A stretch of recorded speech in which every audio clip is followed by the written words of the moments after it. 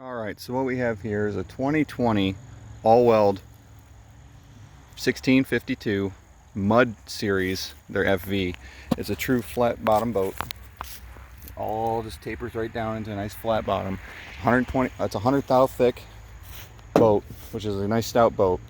Now this boat stock, as I ordered it, I've done a lot to it. Stock, it comes, I ordered just the hull, the pods. It was modified for the Backwater 40 EFI swamp. But yeah, we're just gonna go from bow to the transom and we're gonna show you what we did this thing. All right, so first off, mount some nice spotlights. Got quite a bit of light pumping out of there. We got a pedestal base in here. Now here's the problem with this boat. Pedestal bases are almost virtually a no-go unless you do the reverse ones where you got a post sticking up, because you literally, we'll show you at the back of the boat how much room you actually have to the bottom of the boat because it is so flat. Now I've modified this boat quite a bit. Yeah, forgive the paint, but it's a duck boat. It's not meant to be pretty, it's meant to be functional.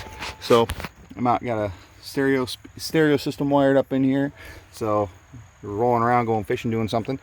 I cut this bow plate out of here so that way I can put all my life jackets, safety, anchor, all that kind of stuff. Just kind of like just keep stuff up off the floor, utilize the space you got. Makes it real nice and easy. You can get this stuff at Lowe's. This is a 3/4 inch matting for those wet weather days, and when it starts icing up, you're not slipping and sliding all over the place. Also for the dark night, the dark times going out, got green LEDs lit up in here. I got a Avery quick set blind on here.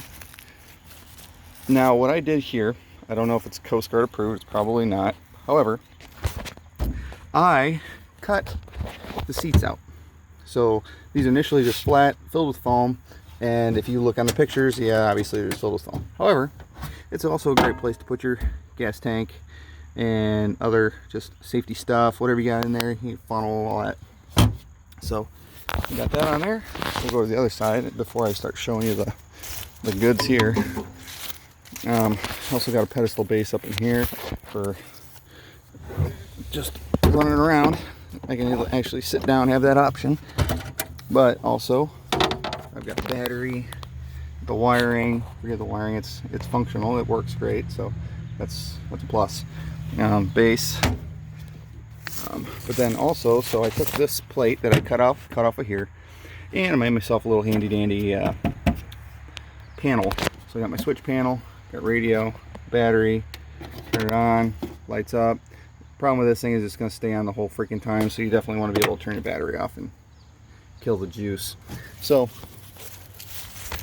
like I said, this boat came as a 1652 from the factory. They do not weld these pods on. That comes with like the 1660 or something like that. They can have them welded on from the factory. However, Jake at Backwater and those guys are really great because I ordered the pods and they welded them on for me. So now what everybody's been waiting on is the 2020 Backwater Swamp 40. This thing is a monster, just absolute monster motor.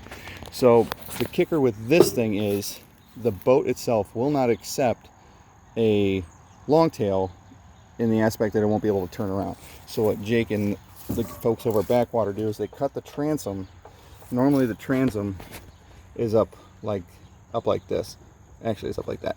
They cut it and weld it so that way you can spin this thing all the way around, which makes it really, really, really great. So back to what I was saying here. You literally, this is the bottom of the boat. That is your floor. That is less than 2 inches.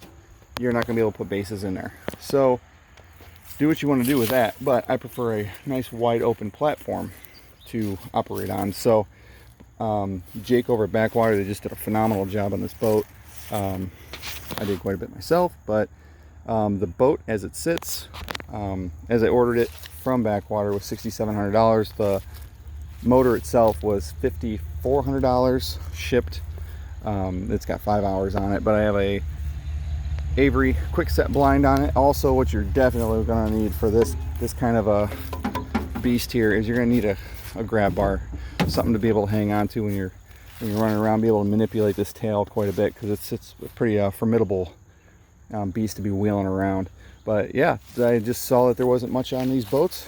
Not a whole lot of people actually looked into them, or there are people looking into them and they just don't know. They don't know anybody that has them or has a good quick close-up view of it. But I must just say I'm impressed with this sucker, and can't wait to get it on the water.